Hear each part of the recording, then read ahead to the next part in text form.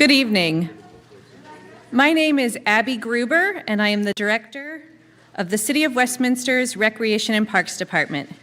Welcome, and thank you for attending the second Planning and Public Input meeting for Wakefield Valley Park.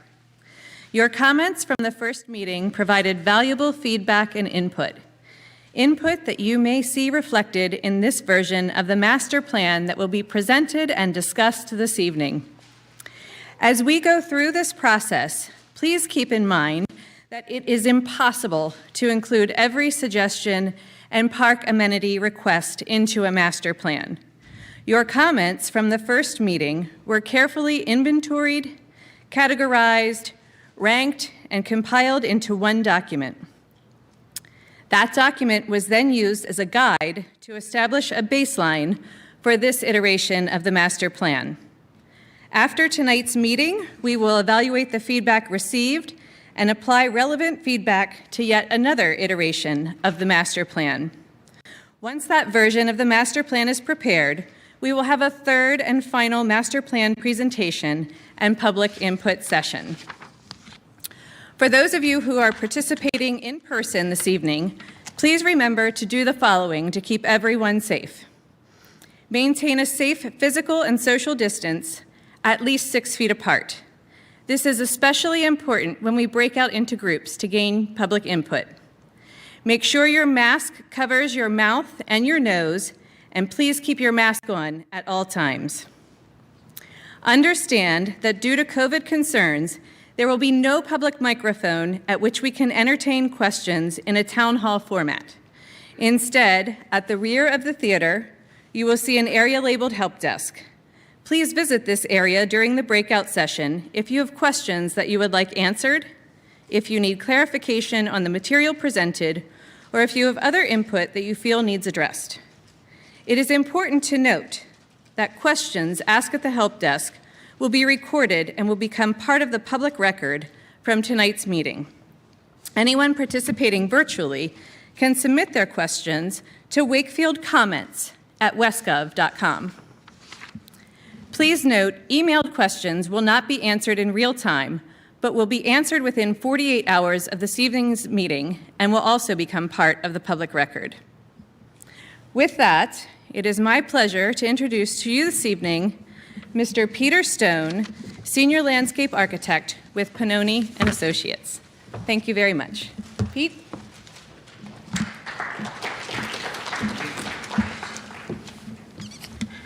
Thank you. I'm thrilled to be here and to be working on this project with the city and with you all. It's been it's a really neat project, and we're very excited as a firm to be working on it, and the team that I've got in our office has had a lot of fun working on it and coming up with something that we hope will benefit you all for many years. So just want to give you a quick overview as to what we're going to talk about. Abby gave an introduction, and I'm going to kind of go through just kind of recap what we talked about at the last meeting, some information about the site itself, and then where we've gone, some of the input that we got, and then start walking through the plan that we've developed to date and some of the components and aspects of that plan, and then talk about some of the next steps that we're going to be taking. Abby mentioned there's going to be a third meeting that we'll be scheduling, and we'll take input from this meeting and conversations that staff and our team have had, and then kind of refine the plan that is going to be presented tonight. So the project, whoops, I was scrolling through the slides there. Hang on. Someone.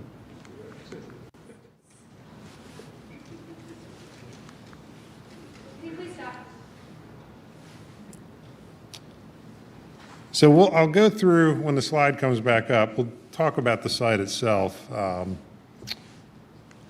we have, the second slide here, or the third slide, shows the site as it stands today, with the red outline kind of defining the limits of the property itself. You can see the existing parking lot, the old fairways, some of the ponds on site, and then a lot of the existing trails that are actively used today. You all use this site a lot. We've been out there a couple of times and seen a lot of folks out there using the park, and it's neat to work on a park like this. It's already being used as a park. And this is a really, really incredible site. It was neat to spend some good time out there.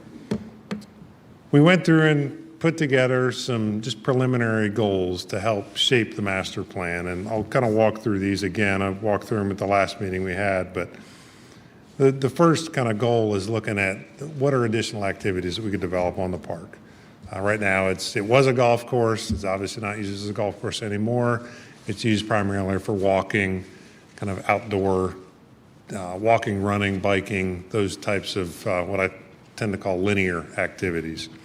Not a lot of other amenities on the site right now. So developing those additional activities was one of the goals. Looking at access to the site, improving the access if possible, looking at potential other access points. Right now there's one way in, one way out if you're coming by car. So how do we look at that? How do we kind of improve the access?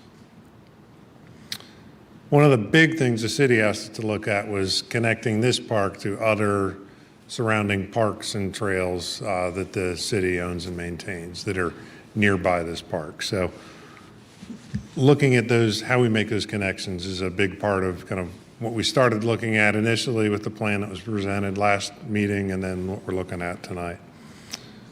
Restoring the site. How do we restore some of the natural areas? It has a fairly significant stream corridor that runs the length of the property that's largely in floodplain. So how do we restore that? Right now it's mainly just maintained or overgrown turf. Can we look at reforestation or other types of or stream restoration? And then looking at the history of the site, how do you use this plan to kind of tell a story of what's happened on the site over the last 2, 3, 500 years, 1,000 years, whatever it is. So the plan, the master plan update, so we've reviewed all the input that we got, like Abby was saying, got a lot of really, really good input. And then we took that along with the information that we'd gathered previously and then started to develop a master plan. So this exhibit is something that should look familiar to you if you were at the last meeting. And this is what we're calling our opportunities and constraints map. So as we got to know the site, as we did research with information that the city and the county have available on the site, looking at old site plans, looking at other mapping resources that the state has, we were able to put together kind of a map of the site. And then using that map, we're able to define certain areas that either A, we needed to preserve or enhance, or areas that possibly could be developed as some type of park amenity. So what you see on the screen is the light green shaded areas are areas that we're calling like a resource protection area. So areas that needed to be protected in some way. They're either steep slopes, they're 100-year floodplain, they're wooded areas, potential wetland areas, the stream valley itself. So those are areas that we kind of wanted to set aside and not develop as an active park. There's a lot of reasons for that, but there's a lot of regulatory requirements that really limit what can be done in those areas. And then we defined what you see as the yellow bubbles on the plan. Those are potential areas for future development. Not that they're all going to be developed, but they were areas that either weren't very steeply sloped, they were generally open already, they weren't in a floodplain or in a stream valley or something like that. So we picked out those areas just to kind of focus the next steps in the development of the plan.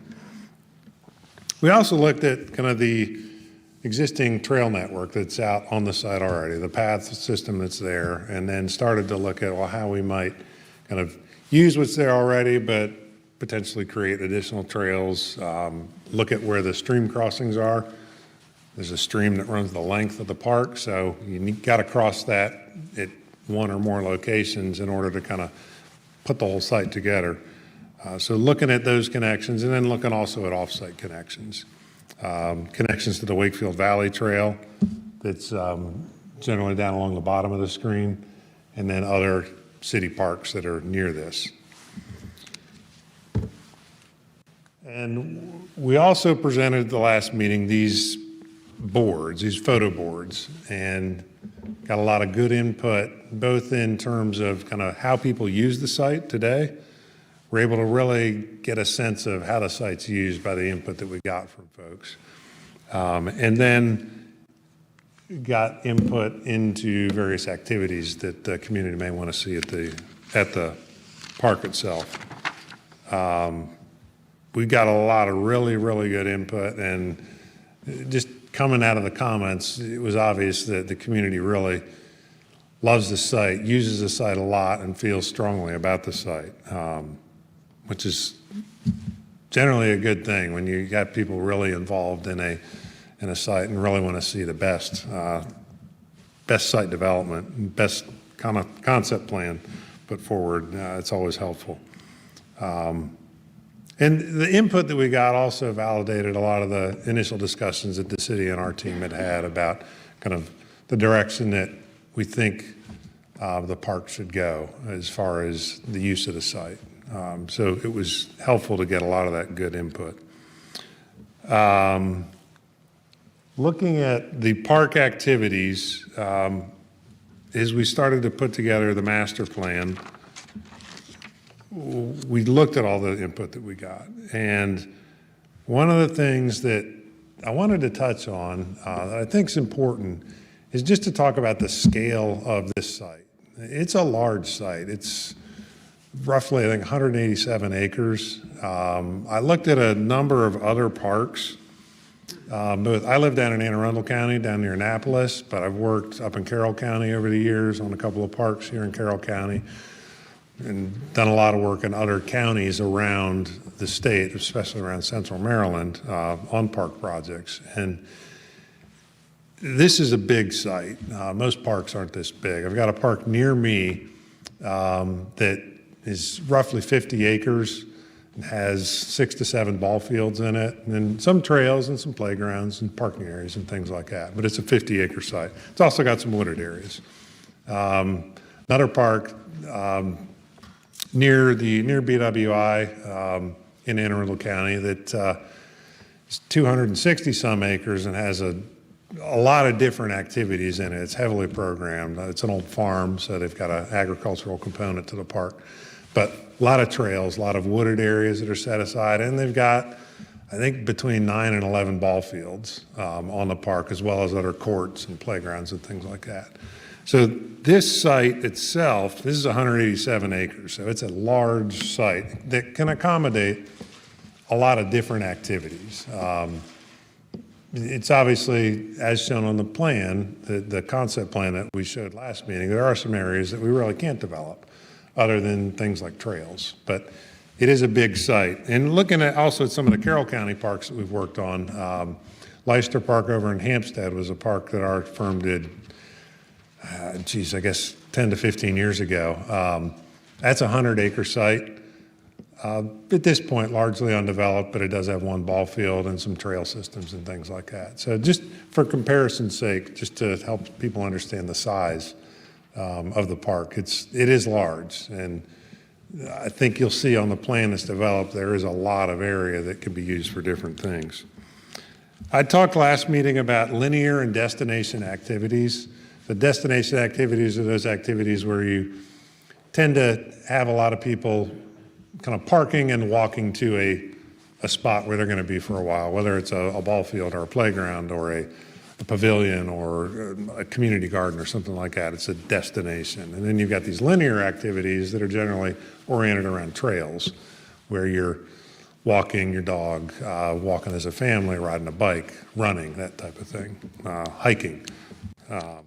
So we've got both of those types of activities that we're trying to incorporate into this park, mainly due to the size and the existing conditions that we're already dealing with. As far as the input that we got, I mean, it was heavily oriented towards continued use of the trails, improvement of the trails, restoring the environmental, I guess, integrity of the site, doing stream restoration, potential reforestation projects on the site. So there was a lot of input centered around those. There was also input centered around some limited ball fields on the site. Doesn't seem like there's ever enough ball fields to go around in communities. So potentially there's a place for some limited ball fields on this site itself. But then look at it, smaller activities that don't take up as much space, sport courts, things like that, community gardens possibly. There was some discussion about, actually there's a lot of discussion about fishing. I guess there's a lot of people that do use the site for fishing in the existing ponds. So that was input that we got. And then things like dog parks, just a lot of different park activities. But it mainly centered around the use of the trails, continued kind of development of that, use for walking, family activities, families running together, walking together, bike riding, those types of activities centered around the trails were a lot of the input we got was centered around those uses. And then also the users themselves, as we kind of reviewed the input that we got, there were a number of people, a lot of people who use this, obviously now for trail type use. That's how the park is set up now. But there's a lot of impetus to kind of keep the park centered around trail type development. And I'll mention as well, this isn't really part of our scope as far as the master plan, but the existing buildings were something that came up a lot in the comments, how we look at reusing those, how the city looks at reusing those and incorporating those into the park. It's an important aspect of this site. So as we were taking the input that we got and then looking at the plan that we'd put together last time for the last meeting, which kind of identified specific areas, we looked at proximity, what I call proximity analysis. How close are certain things to the parking, for instance? How close do certain activities need to be to each other or to the parking to really be functional type activities? So the proximity of certain things was important. And then going along with that is adjacency. So what things do need to be next to each other? If you have a pavilion that you want to rent out for kind of large family events or something like that, well, that probably needs to be somewhat near the parking lot and probably also needs to have a restroom and maybe a playground near it. If you've got a ball field area, then you may need to have a playground near that as well, because you may have mom watching the younger kids or mom watching the game and dad's got the younger kids over at the playground or vice versa. Just those types of adjacencies need to be considered. And we tried to do that as we worked through this first iteration of the plan. So when we were looking at proximity analysis, we basically put together a series of circles using the site plan or the site limits. And we centered things around the two existing buildings, which is kind of when you go to the site, that's where you start generally. You've got the historic structure, and then you've got the old clubhouse right there at the parking lot. So we centered our circles around that and drew a 750-foot diameter circle, a 1,500-foot diameter circle, a 3,000-foot diameter circle, and then a 4,000-foot diameter circle. So you can see just from those dimensions, the 4,000-foot diameter circle is that blue circle that goes all the way out to, I think it's Old New Windsor Road, on the far kind of southwest part of the site. From that back to the entry point to the park is roughly 4,000 feet, so almost a mile. And then you've got another almost 3,000 feet to the other end of the park across Tahoma Farm. So there's a lot of distance there. It's a big site.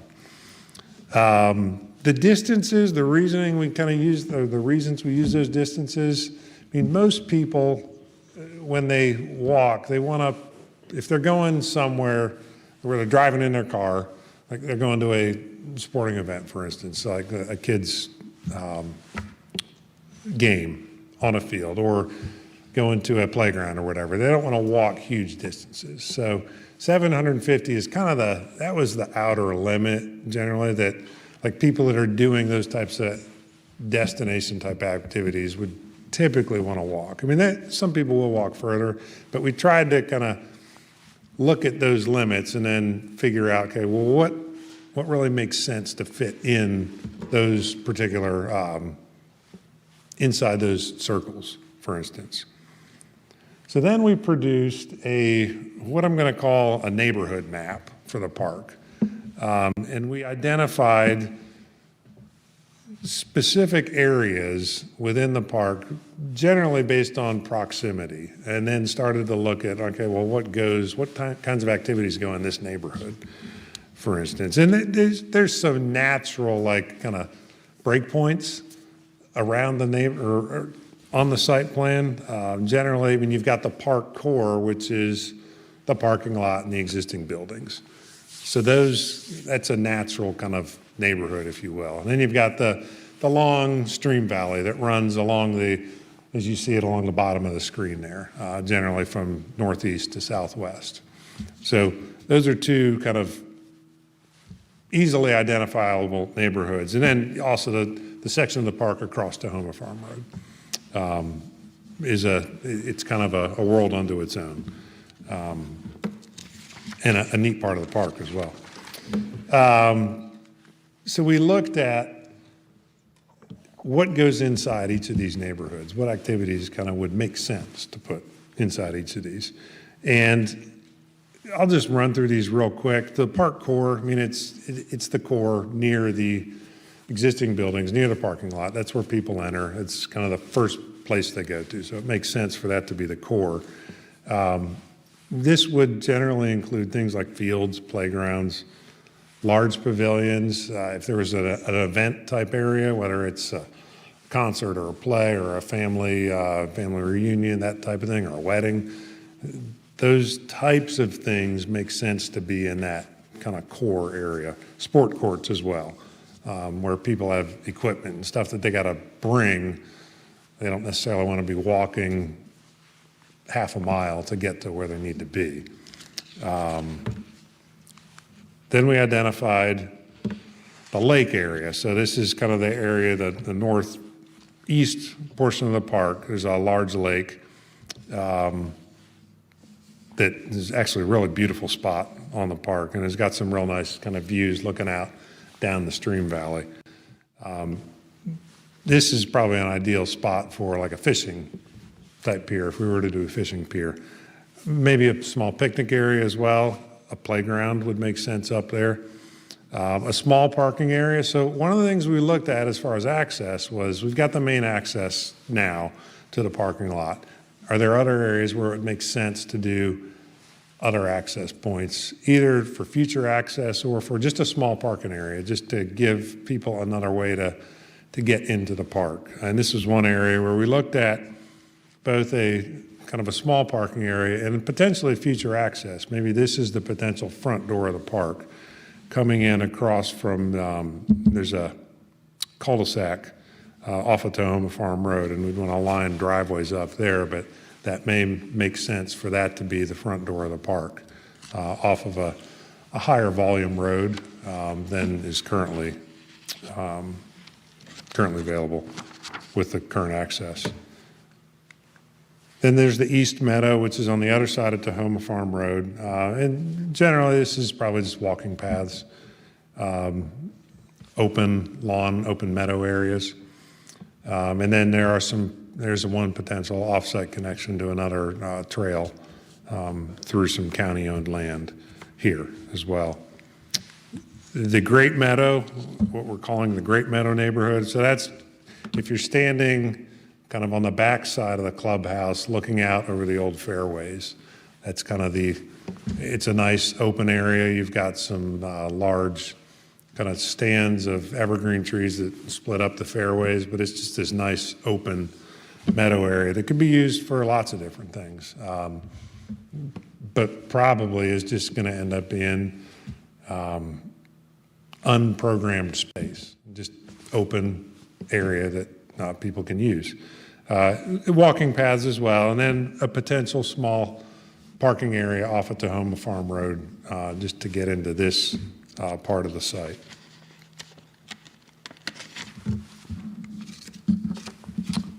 And what we're calling the West Meadow is kind of west of the park core. If you know where the old driving range is, kind of west of that, down the hill in that area. We looked at, one of the things we're considering is a dog park in that area. It's further away from the core of the park. It may make sense to do a dog park if one is done in that area. And most people who are going to dog park are taking their dogs for a walk anyways, so walking a little bit to get there is it's not going to necessarily limit the use of that area, we didn't think. Throughout all these, we're looking at trails, kind of connecting everything. So I may not mention trails in every one, but there are a lot of trails involved. And one of the other things we looked at that was mentioned a number of times in the comments was disc golf, basically frisbee golf, which is something that can be easily set up along a trail network. So that may be something that goes in this area as well as other areas. It's something that needs a fair amount of distance or a fair amount of room to set up, but it's a linear type activity that could very easily follow the trail system. And we also looked at a potential reforestation area. There was some comments about reforestation. I think reforesting some of the site to take it back more to what it was 500 years ago may be beneficial. It kind of shows some of the history of the site. There's a lot of benefit, obviously, to doing some reforestation. So looking at this area of the site, more towards the western portion, but looking at reforestation there, again, walking paths, potential disc golf in that area. And then finally the valley along the bottom here, just following the stream valley. Largely oriented towards those linear type of walking path elements, but looking at a small parking area at the bottom end of this off of Old New Windsor Road, down near the county's water, one of the water treatment facilities. That gives kind of another way into the park. And we looked at actually down in that area, a small playground and a small restroom. And restrooms are something we've looked at as well, kind of with this plan. So the program itself, based on the comments we received, heavily weighted towards trail improvement, trail expansion, reforestation, stream restoration, those types of things. And then also looking at things like ball fields, playgrounds, those other elements that we could incorporate into the park itself. So we put together a plan, which you see up on the screen, and I just wanted to highlight a few elements of the plan. I know it's probably kind of hard for y'all to see. We'll have it up on easels after the presentation so we can come up and get a closer look at it, and it's also available online. But again, a lot of emphasis on the trails. We did orient a couple of ball fields kind of in that park area or the park core area. But a lot of the space it's unallocated space that could be used for a variety of things, either down the road or maybe it's just open space like you have today that is extremely beneficial. This is it's a long-term plan. It's something, one of the next steps that we're going to be working on is refining this plan, obviously, but then looking at, well, how does this get built out? How does this get phased so that you develop something sensibly, develop the right pieces ahead of other pieces, and it's obviously, there's a lot here on this plan, and it won't happen overnight. But one of the things that we wanted to do with it is, again, keep in mind the sense of scale of the place. It's a big site, and we wanted to maintain that sense of open space that's there, so not cram activities and elements in everywhere we could throughout the park, but largely leave a lot of it open so that it can continue to be used as it is today and restored in some respects, and just something that the community can continue to use and can continue to grow with the community.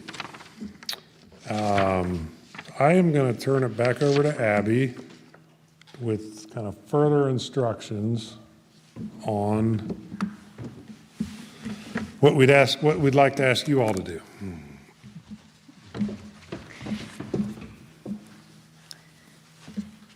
Thank you, Mr. Stone.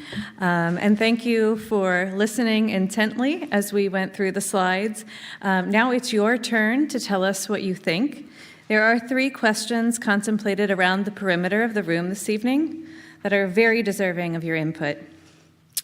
Those questions are reflected behind me, and just to give you some instructions, to provide your input, you will need the pen and the Post-it notes that were provided to you when you entered the Arts Center this evening. Please take these items with you when you visit the visuals around the room. Write your responses to each visual on a Post-it note and place it on the white response sheets provided. To keep everyone spread out, each question is displayed twice in the same general location. In front of the stage, as Pete indicated, you will find 2 large displays of the master plan. And this is your chance to tell us one thing from that master plan that you would change. To your right, my left, on the perimeter of the auditorium, you will have your chance to dream big and tell us what you think the community would benefit from 25 years from now at Wakefield Valley Park. To your left, you will have the chance to review the list of priorities from meeting number 1 and tell us if this version of the master plan achieves the highest priorities that were brought forth during the first meeting. Each station will have a staff member available to help. Please respond only to the question being asked. It is important to know that responses are individually counted, so if you have an idea or response that is the same as one already posted, please post it again. As we move into the public input session, the screen behind me will also display the master plan for your reference as you contemplate and respond to the questions around the room. I will warn you, it is a little hard to see, so we do have QR codes that you can also take a picture of with your phone, and then you can actually see the master plan on your phone as well. As you provide input this evening, please keep in mind the following. You are here tonight because we want to hear from you. We want to make sure that Wakefield Valley Park is something that you will be proud of and proud that it is part of your community. But we also want to make sure that Wakefield Valley Park is something that generations after you will be proud of as well. Not everyone has the same thoughts and ideas about this project or this parcel of land, so please be respectful of everyone's input and opinions. Think bigger than you. When responding to these visuals, remember that you are part of a large, diverse community with a variety of needs. Relax. None of this is going to be built tomorrow. We simply are in the process of trying to design the best possible park space to serve the greatest good. If you are participating virtually, please pay attention to the instructions at the conclusion of this presentation. You will be provided with information on how to submit your input using an online application called Padlet. Padlet works best in Google Chrome or Microsoft Edge browsers. We recommend using a PC, iPad, or tablet for the best experience. Padlet does not function or display well on a cell phone. For an optimal experience, you should use a PC and sign up for a free Padlet account. You may still participate without an account. However, you will not be able to edit your post without an account. To sign up for Padlet, please visit padlet.com. If you are having trouble using Padlet, remember you can submit your input to wakefieldcomments@westgov.com. The public comment period will remain open until close of business on February 3rd, 2021. When you are finished interacting with the visuals around the room, I ask, again, I announced this at the beginning of the meeting, to please use the exit doors at the front of the auditorium. This will eliminate you interacting with our 7:15 p.m. group that's coming in. Mr. Stone will be in the front of the auditorium near the master plans. Staff member Stephanie McCowan will be on your right-hand side. Staff member Melissa Thompson will be on the left, and I will be back at the back at the help desk if you have questions, and we'll do our best to answer any questions you have this evening. However, we may have to just defer something and do some further research and get back to you. So thank you again so much for attending this evening. As you visit the visuals, again, if they are getting full, please just move on to another space and interact with that question, and then come back to one that might have too many people at it when you first go to interact. Thank you again so much, and we can't wait to hear from you.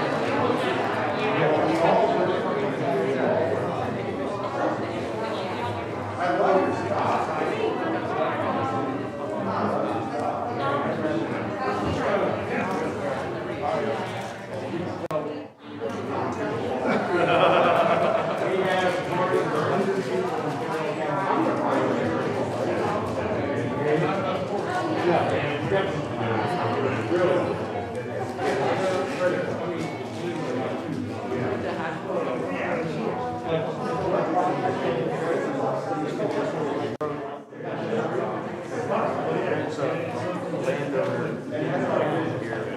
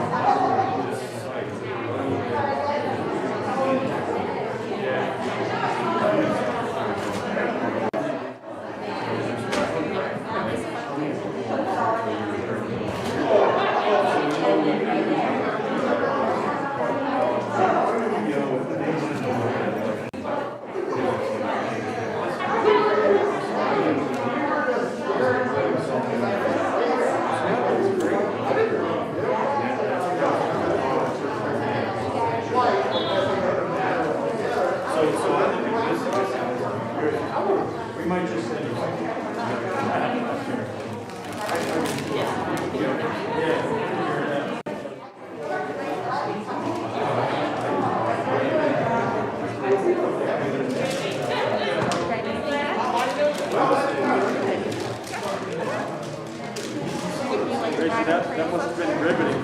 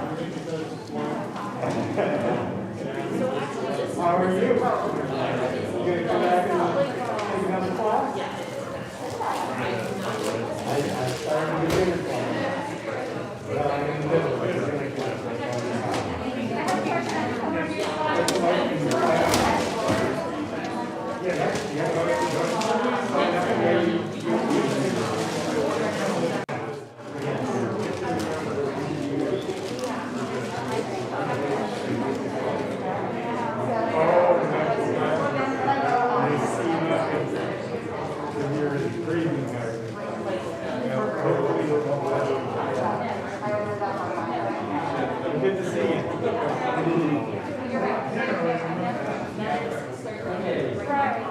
We're taking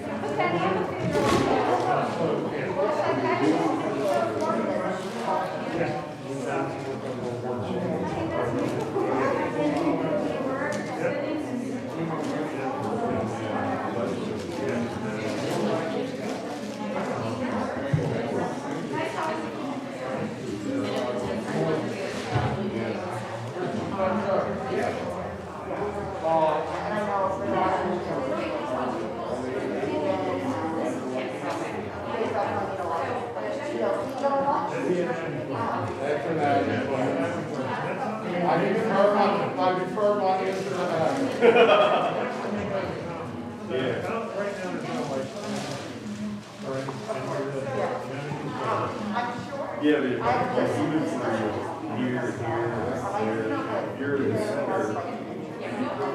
Like you wouldn't be bothering these folks.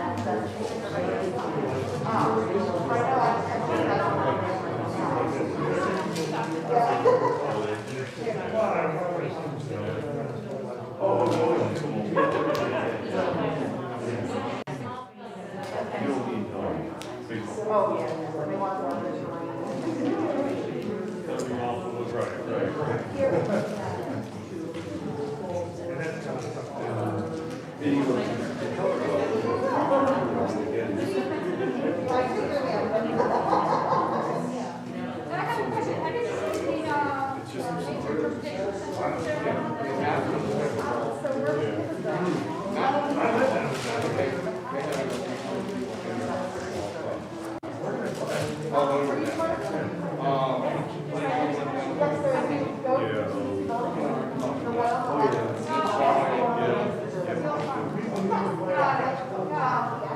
has my own house, but you know, counting.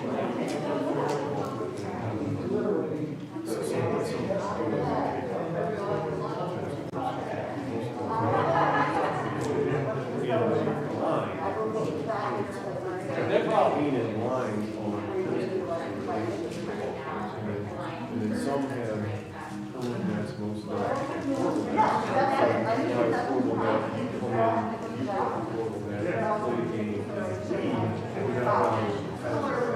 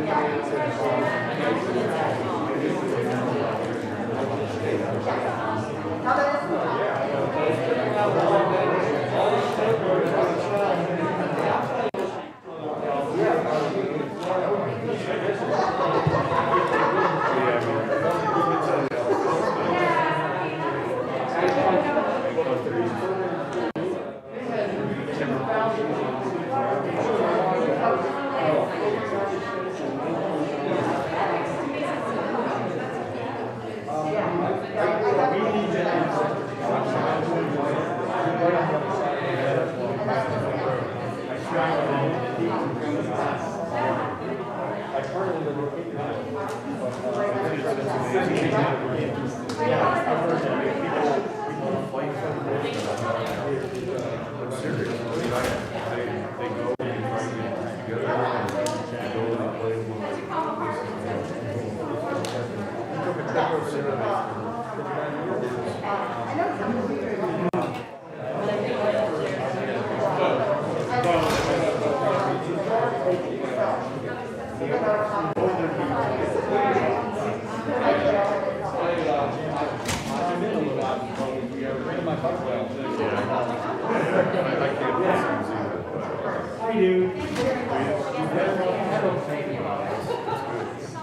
Yes, sir, I said here, you please have more. There are no dedicated courts in the county.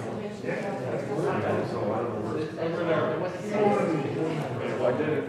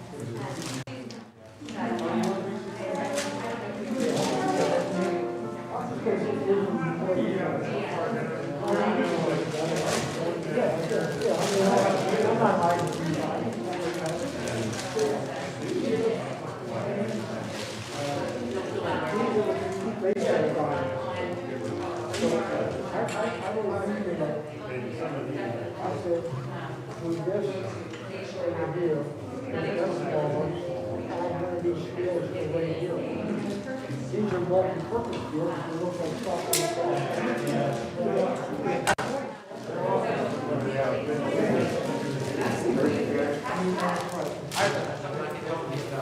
I'd rather keep it.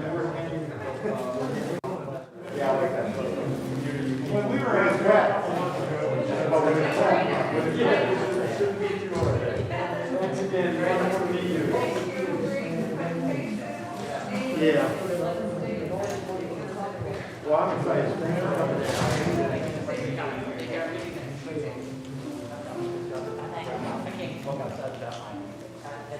Oh, yeah. Thank you again for that. Thank you very much. You're very welcome. Yeah. Yours. You guys are awesome. You too, man. Take care. Thank you. Thanks for all your work. No, I think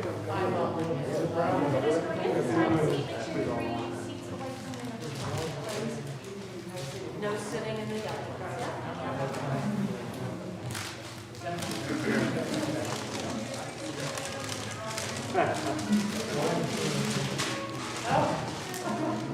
I'll take it. That's perfect. Thank you.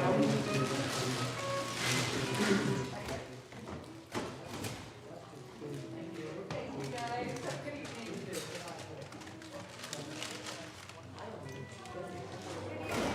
You are just coming in for the 7:15 meeting. Please find a seat. Make sure there are 3 seats in between you and someone else outside of your household.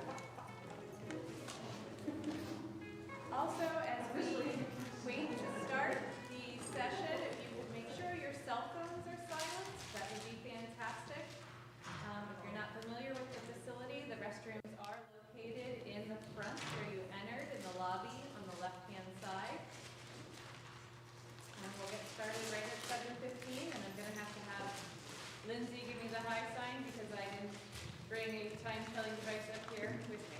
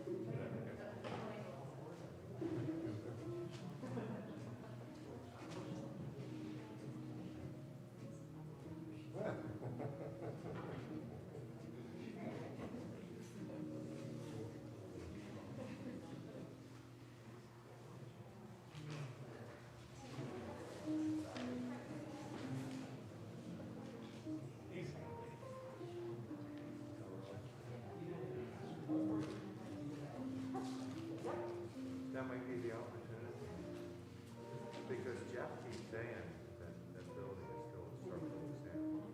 And I want to hold.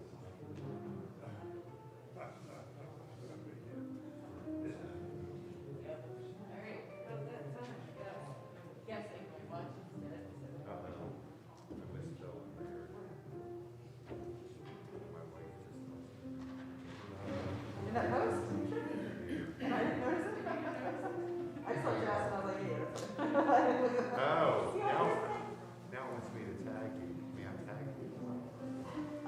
Now you spelled it right. I was wondering why it wasn't highlighted as a tag thing. I was like, you're not Good evening. My name is Abby Gruber, and I am the Director of the City of Westminster's Recreation and Parks Department. Welcome, and thank you for attending the second Planning and Public Input meeting for Wakefield Valley Park. Your comments from the first meeting provided valuable feedback and input that you may see reflected in this version of the master plan that will be presented and discussed this evening. As we go through this process, please keep in mind that it is impossible to include every suggestion and park amenity request into a master plan. Your comments from the first meeting were carefully inventoried, categorized, ranked, and compiled into one document. That document was then used as a guide to establish a baseline for this iteration of the master plan. After tonight's meeting, we will evaluate the feedback received and apply relevant feedback to yet another iteration of the master plan. Once that version of the master plan is prepared, we will have a third and final master plan presentation and public input session. For those of you participating in person this evening, please remember to do the following to keep everyone safe. Maintain safe physical distance, at least 6 feet apart. This is especially important when we break out into groups to gain public input. Make sure your mask covers your mouth and your nose, and please keep your mask on at all times. Understand that due to COVID concerns, there will be no public microphone at which we can entertain questions in a town hall format. Instead, at the rear of the theater, you will see an area labeled Help Desk. Please visit this area during the breakout session if you have questions that you would like answered, if you need clarification on the material presented, or if you have other input you feel needs addressed. It is important to note that questions asked at the help desk will be recorded and will become part of the public record from tonight's meeting. Anyone participating virtually can submit their questions to wakefieldcomments@westgov.com. Please note emailed questions will not be answered in real time, but will be answered within 48 hours of this evening's meeting and will also become part of the public record. With that, it is my pleasure to introduce to you this evening Mr. Peter Stone, Senior Landscape Architect with Pannoni Associates.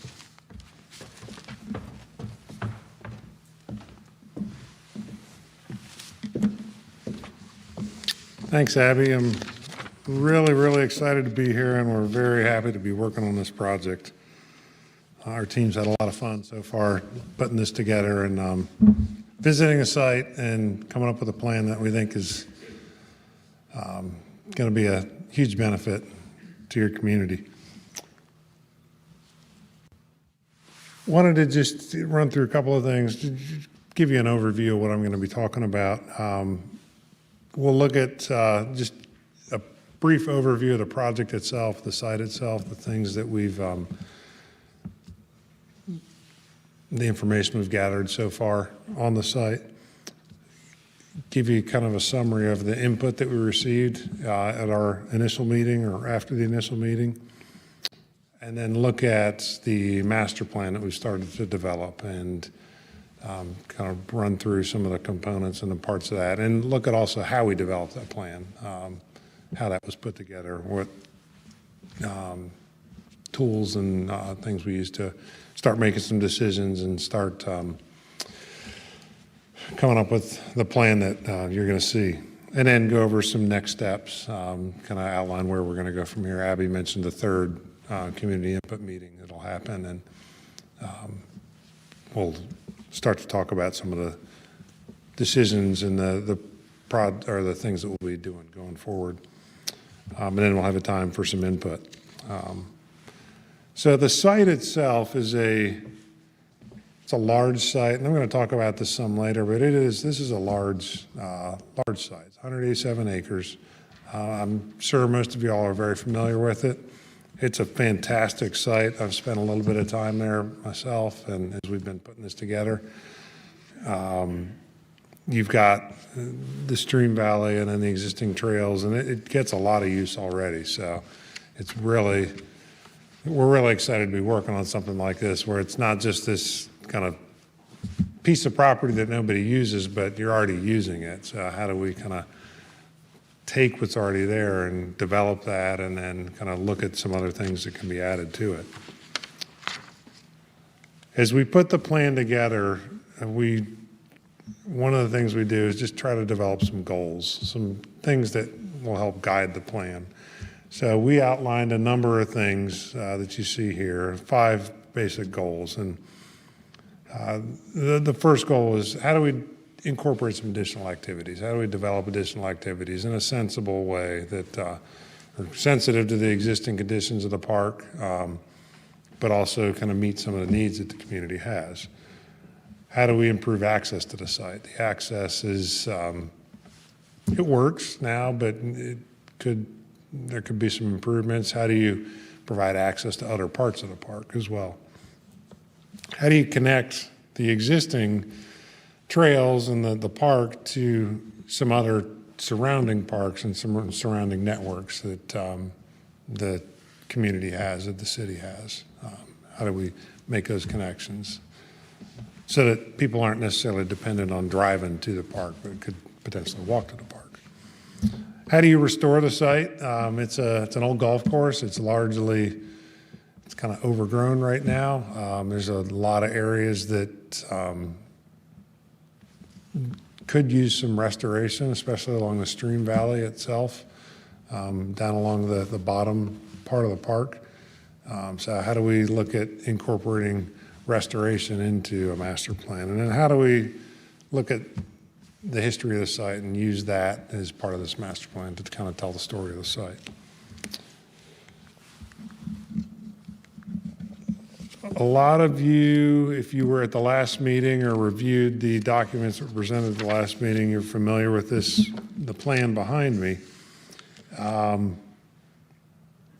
What we did with this plan was just to look at opportunities that the site presents, and then constraints that the site presents as well, to use those to help guide the development of the master plan and the future development of the park.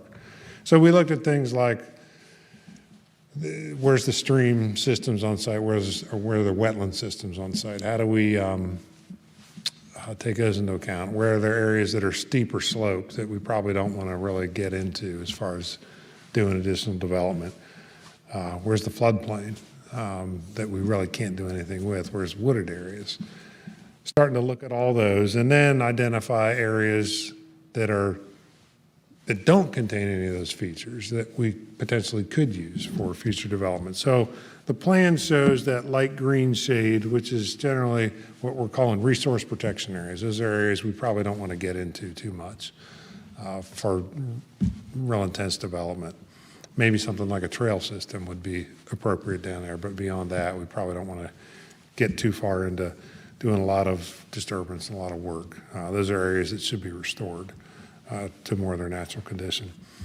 And then the areas that are shown in yellow are areas for future, that were more suitable to future development. So areas where you had large open spaces, where you wouldn't have to do a whole lot of clearing, where it was flatter, where you wouldn't have to do a whole lot of site grading, adjustment to the contour of the land. So that document then kind of helped as we were getting input from the community we could take that input and start to look at, okay, well, how do these pieces of the puzzle kind of fit together, start to fit together? So at the last meeting, we asked people kind of about the site itself, kind of how they use the site. What do you do when you go to the site? What are your favorite times of the day to be there? Those types of things. And that allowed us to kind of get a feel for the use of the site. In addition to, we've been to the site, our team's been out there a couple of times and seen people actively using the site. So we're starting to get a feel for how the site is currently used and how it may be used in the future. And we also looked at activities that people may prefer to see on the site and asked for a lot of input surrounding that. And we got a lot of really, really good input that helped us to understand better how people feel about the site, what they feel is important, how people are currently using the site. We were able to, I guess, validate the direction that the city had kind of given our team direction. And as we started kind of meeting with the city and with city council, we were able to kind of validate that direction through the input that we received, and then consider possible future activities as well.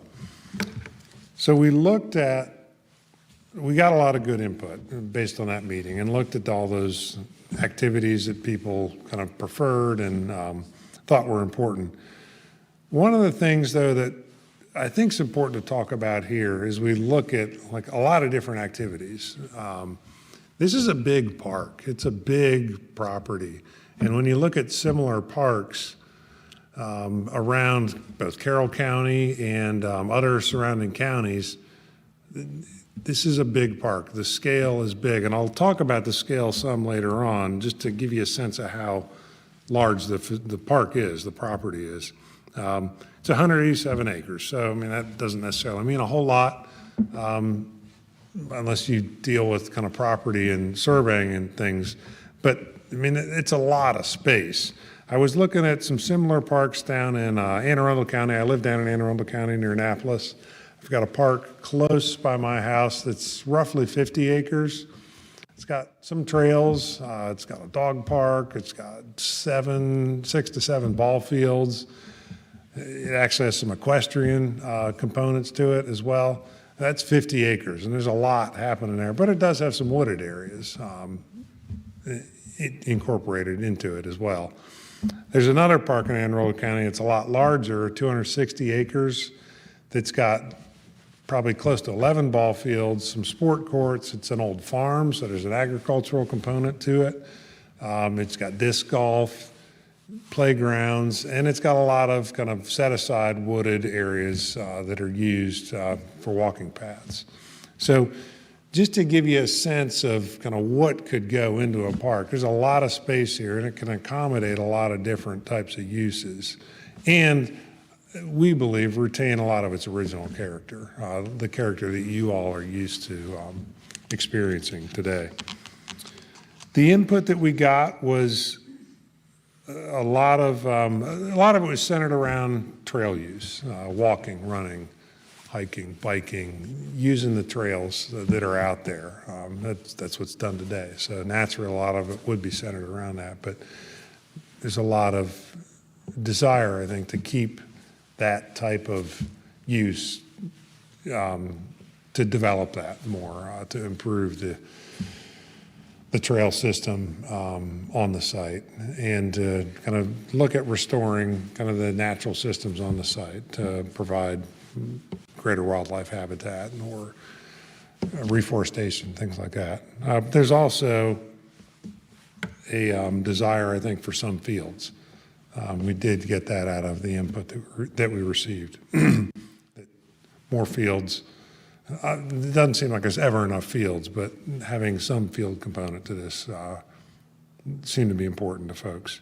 And then you've got a lot of other activities that we looked at that we'll go through as we kind of look at this, things like fishing, community gardens, events, using the park for events, or possibly restoring the buildings and using those for events.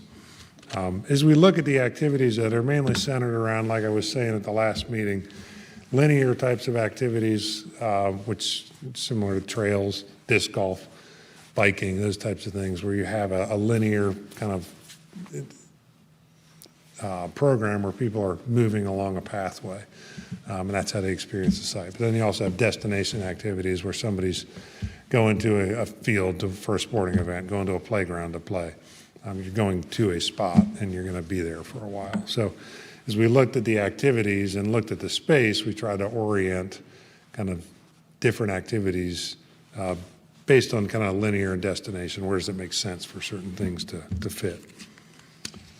We did some kind of rough analysis of the site, and two things that I'll call proximity analysis and adjacency analysis. So how close do things need to be to each other for people to use them? Certain activities need to be closer to the parking lot. That's the adjacency. You need to have certain things close to each other. For instance, if you're to have a big pavilion that you rent out, well, it probably needs to have a playground near it and a restroom near it. So how do you kind of start to group activities based around the needs of certain activities and programs?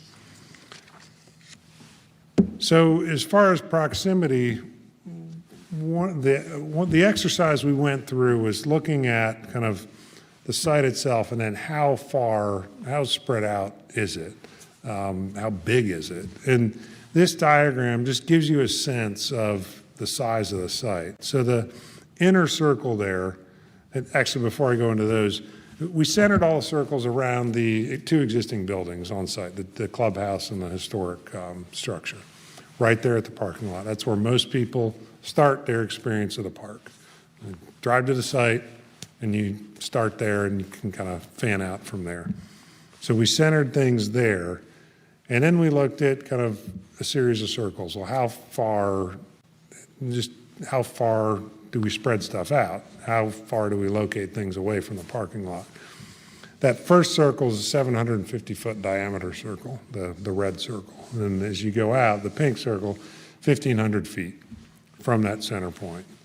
Then 3,000 feet, and then 4,000 feet. So that final circle, you're actually not even at the end of the park. If you go 4,000 feet, almost a mile from that parking lot, you're still within the bounds of the park.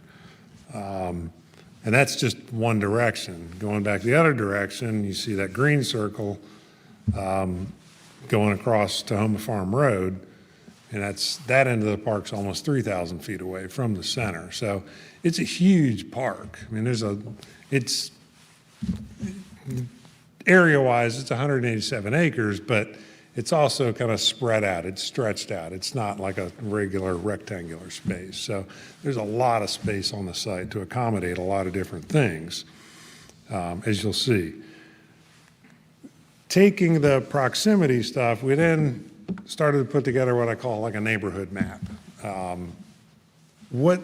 does a site kind of break up into usable clusters? There's some like just kind of natural clusters. You've got the piece of the park that's on the other side of Tahoma Farm Road. That's kind of a world into itself. You've got the Stream Valley. That's kind of a natural, like, kind of neighborhood, if you will. And you got the core of the park around the existing buildings. So we started to develop these neighborhoods and then started to think about, well, what should go in each of these areas? What makes sense? So the park core is largely focused on these destination activities, things that are where somebody's going to drive and is going to go to a sporting event or the playground, or they're renting a pavilion and there's a family event there, those types of things. So they're activities that are going to, that need to be close to the parking lot as well. Like, people aren't going to want to walk a half a mile to go to a ball game necessarily, to their kid's ball game, or to use the playground. Those things generally should be located closer to the parking lot, to where people are coming already to the park. So we looked at fields, playgrounds, a large pavilion that the city could, that people could use, but also could be available like for families to rent for a big event or something. Then also some sport courts, looking at where those would fit. And those, again, are probably not something people want to walk great distances to get to, so it should be in that core of the park. Then we looked at the kind of the northeast part of the park where there's a large lake now, probably one of the nicest lakes on the property. That area, it's its own neighborhood. Looking at fishing as a use there in that area. A small picnic area maybe, just with there's nice open fields in that area. Access off of Tahoma Farm Road, maybe for a small parking lot, and possibly a future access point into the park from that area, as opposed to the current access, which has some issues. It works, but it's got some issues, so maybe thinking about a future front door of the park.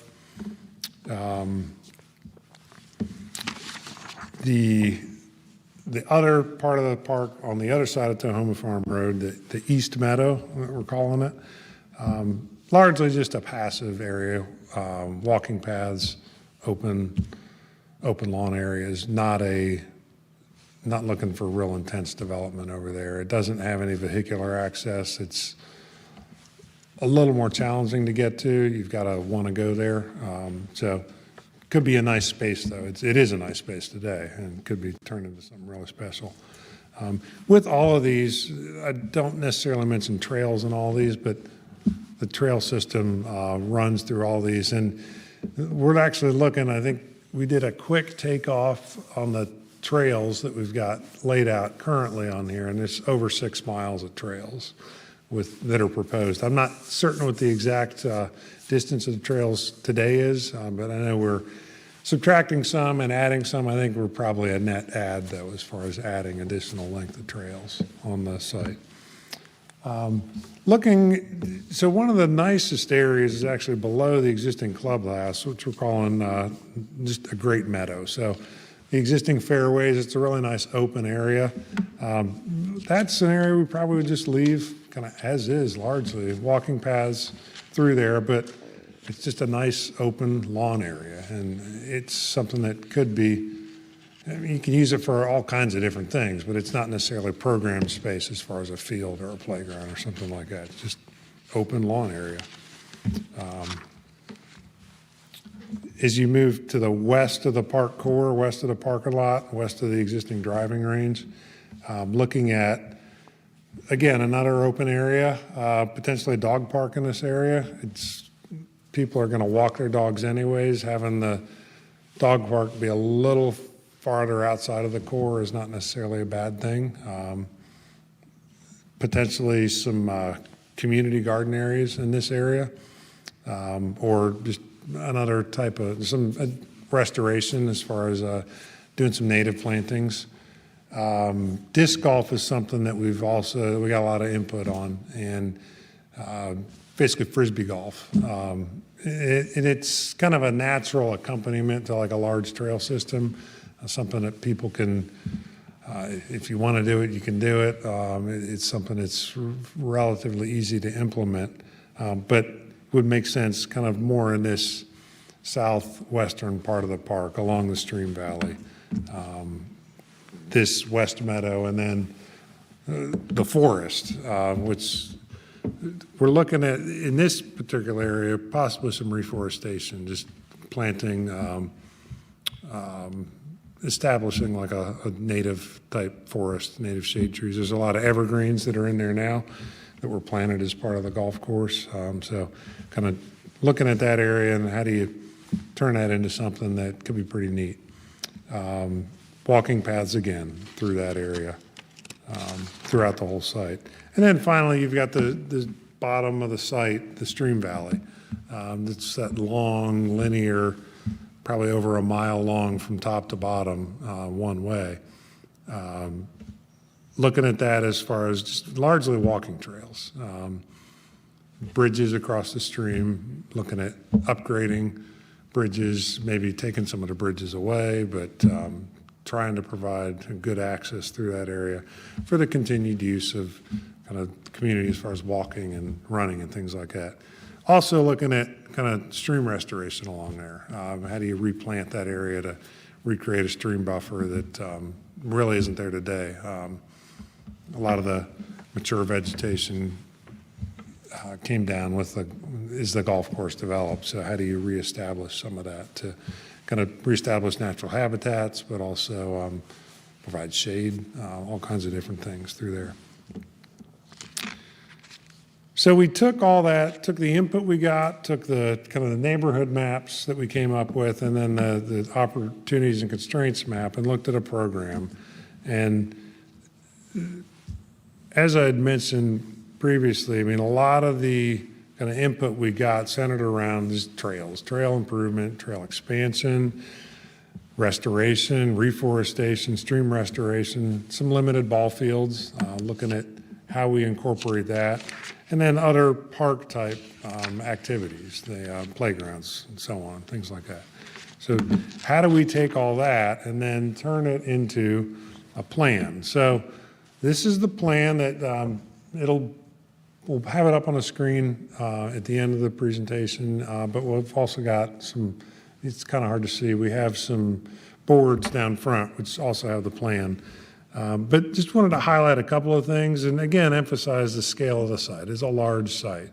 So we tried not to cram it full of stuff, but tried to logically organize where it made sense to put certain things in that park core if it's a destination activity, or kind of more spread out if it made sense to spread it out. But there's a lot of just open space left with the plan itself.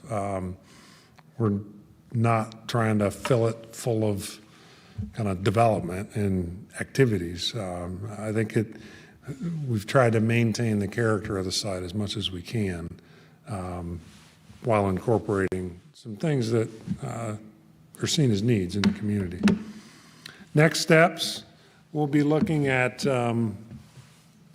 refining this further based on the input we received, but also starting to look at how this gets phased. How do you develop a plan? Obviously, you can't build something like this overnight. It's going to take time. So how do you kind of put together a plan where you do things in the right order so that you're not tripping over yourself down the road?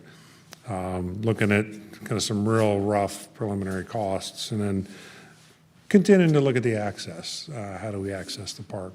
What makes the most logical sense? I am going to turn it over to Abby again to just give you all some further instructions. Thank you.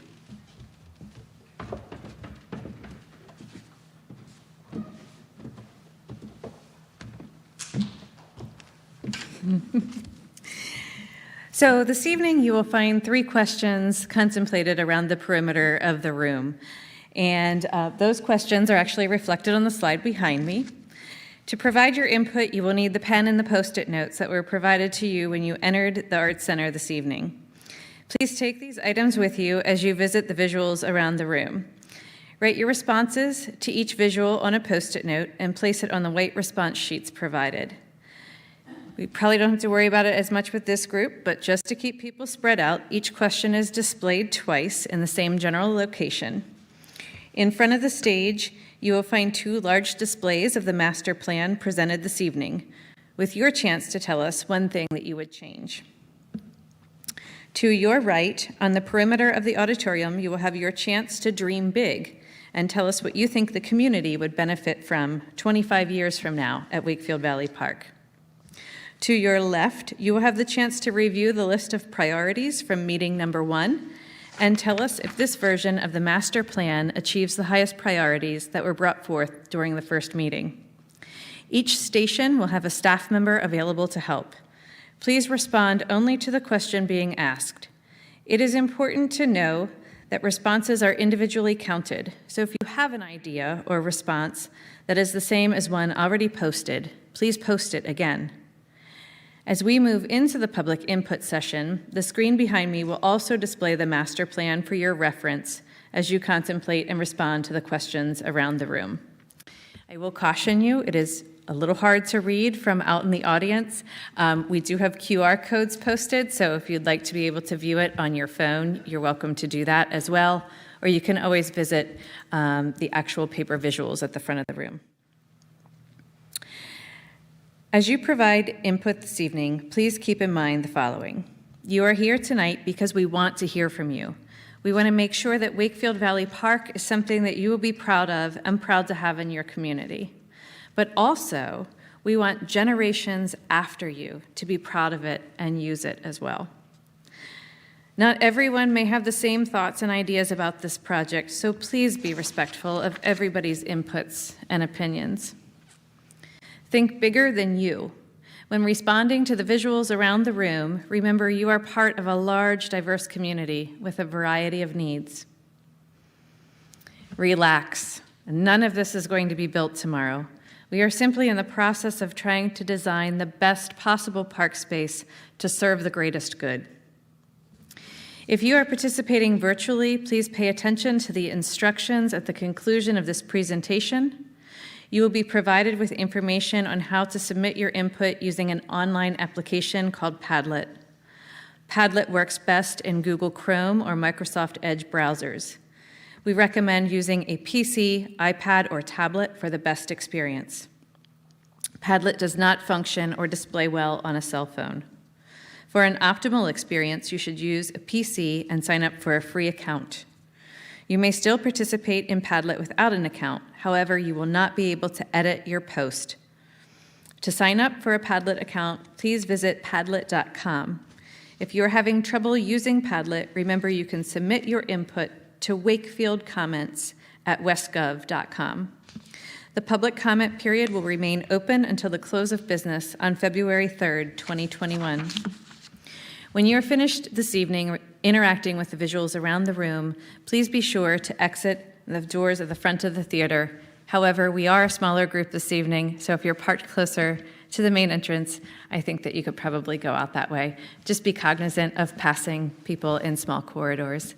So if you have any questions, I will be in the rear of the room at the help desk. Mr. Stone will be up front manning the most recent iterations of the master plan. Stephanie McCowan, staff member, will be on the right-hand side of the auditorium, and Melissa Thompson will be on the left-hand side of the auditorium. And we certainly look forward to hearing what you have to say and your comments on this very important project. Thank you so much for coming out this evening.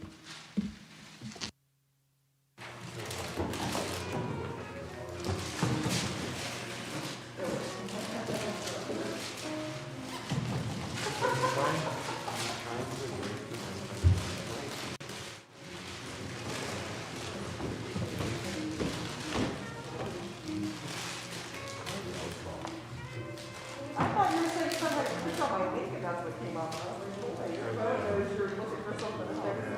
Yeah, the other day, well, earlier today, I went to look for something, and I just clicked on the browser. The 10 days I had in the browser. Grandma stuff and all this stuff. Saying, and trying to get her there and all that, but big smile, and I was like, no, it's not my face. So I put that article up and I had to.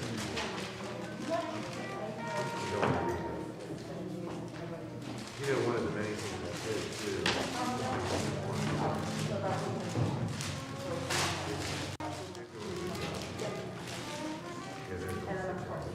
That's a neat part.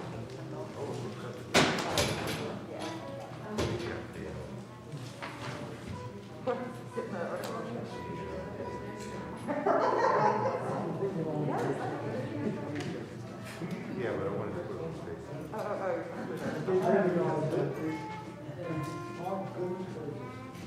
Oh, yeah, it came up. Then I gave you a hack.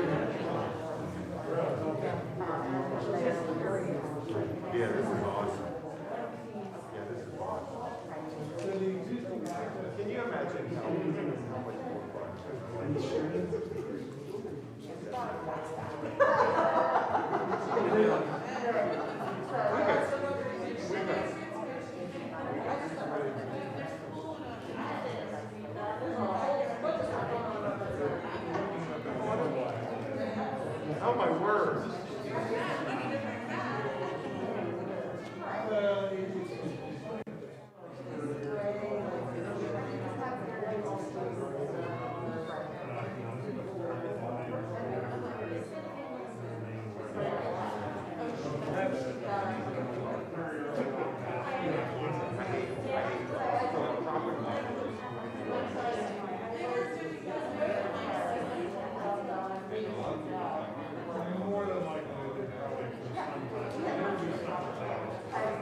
Well, you know the history of that property, don't you?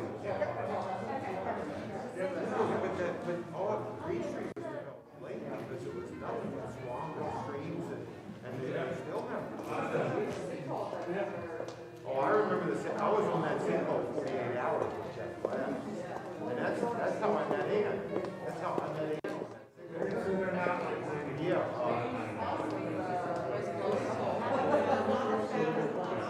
Yeah. I got pictures of it. No. Pictures. Pictures of what it looked like. Yeah, it was developed late. Yeah, I think right now have most of the like bathrooms, so the yellow box would be like a bathroom. There probably would need to be something. No. There would be something around here whether it's fixing up that building to make that accessible for that. But the future building was more of a kind of. Why did you ever put air conditioning in Central Air?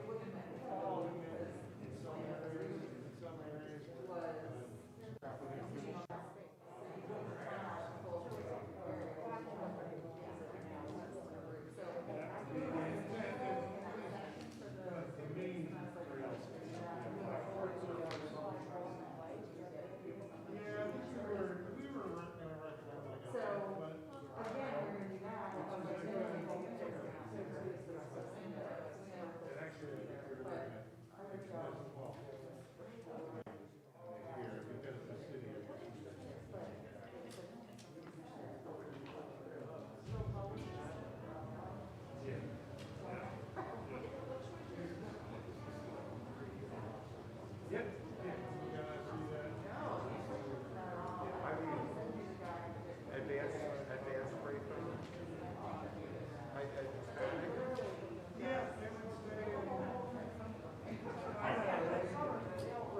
Exactly, yeah. So, I did it for the farm.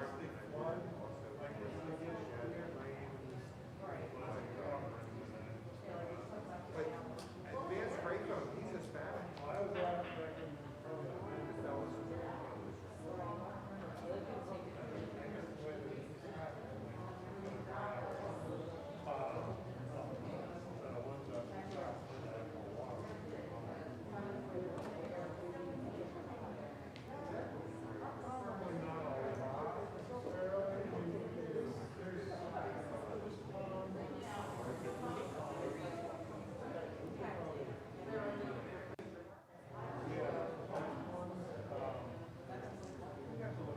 Yeah, but that's smart. That's smart to go. Yeah.